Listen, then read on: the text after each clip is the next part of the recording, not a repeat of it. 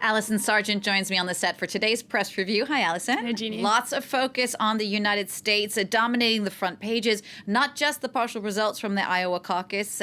There's also the State of the Union address. That's right, Jeannie. Now, these two stories should not have had to compete for front page attention, but because of the delays in those Iowa caucus results, of course, we didn't even have a sense of who the winners were until this Wednesday morning. The New York Daily News front page sums it up quite well. Who won? Who lost? Who knows?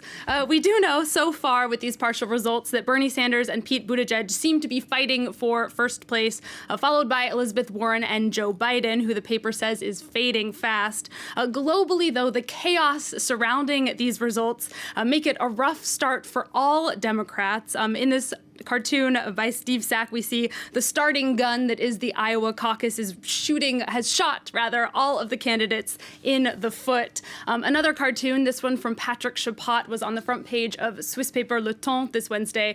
We see the Democrats there struggling to set up their podium, calling each other losers.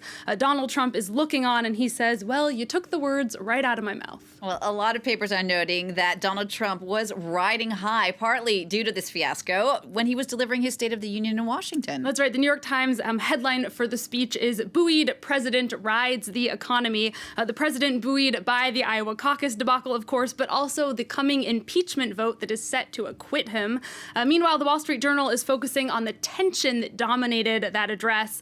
They write, the deep partisanship that has marked Mr. Trump's presidency was on full display. And indeed, the speech both started and ended with these tense moments between Donald Trump and House Speaker Nancy Pelosi. He refused to shake her hand in the beginning, then right at the end, she ripped up the paper copy of his speech. USA Today explains that this drama was actually highly unusual for a State of the Union address. It's something that's usually pretty ceremonial and courteous, even quite boring most years. Instead, they say this year the speech reflected the angry divisions of America's politics.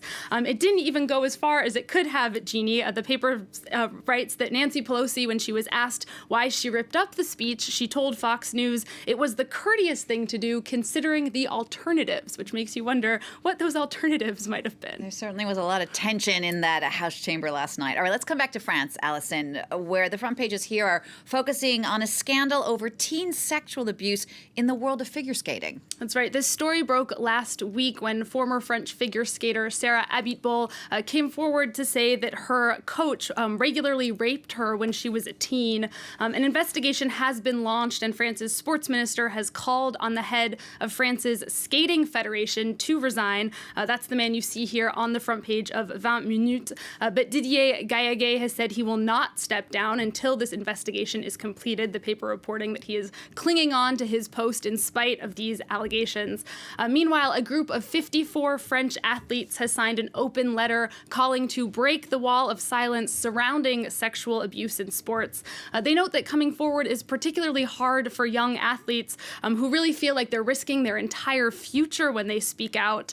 In this letter, the athletes are calling for all coaches and other adults who are implicated in cases of the abuse to be banned from their jobs for life.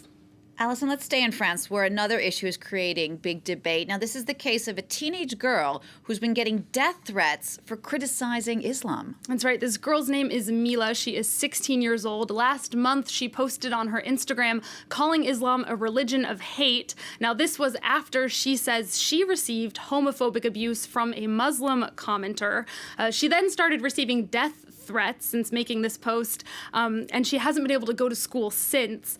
Still, she appeared on French television earlier this week to say that she doesn't regret her comments about Islam. Now, this story has been getting picked up quite a bit in the international press as well. A Swiss paper, La Tribune de Genève, writes that the case has rekindled France's debate over blasphemy. Insulting religion or blasphemy is not a crime in France, but the question here in this case sort of is, where is that line between blasphemy and hate speech? Police initially actually opened investigation into potential hate speech against Mila, but then they dropped it since they determined that she was attacking religion generally and not attacking individuals based on their religion. Some in France, though, are really up in arms over this case. There's a group of researchers that writing in Le Monde that they are appalled that politicians and the government are not doing more to defend the teenager. They say her case has put in danger freedom of speech, secularism, and the right to education. All right, let's wrap up now on a much lighter note. This is a trick that police in Mumbai played on drivers to try to get them to stop honking their horns. That's right. They hooked up a decibel meter to a red light so that every time the sound of honking got too loud, the red light would reset and last for even longer. They put up signs to warn drivers that said honk more, wait more, so sort of a little hint there, but not all of the drivers got it. There were videos online that showed drivers getting out of their cars, looking around confused, and those that had figured it out were sort of yelling at the other ones to stop leaning on their horns. Anyway, police say they wanted to teach drivers that honking and making noise doesn't move traffic. Traffic just takes time to dissipate. The honking just makes everyone have a more unpleasant time. Anyway, hopefully that lesson was learned because these videos did go viral. The New York Times also reports that officials in other places want to rig their traffic lights up to decibel meters in the same way. So a warning to drivers out there. Don't use your horn so much. It's interesting. Honking doesn't move traffic, but sometimes it just feels so good. Yeah, well. Allison, thank you for that. That's our look at the press review today on France 24. Don't forget, you can check it out again if you like on the website. The address, of course, france24.com.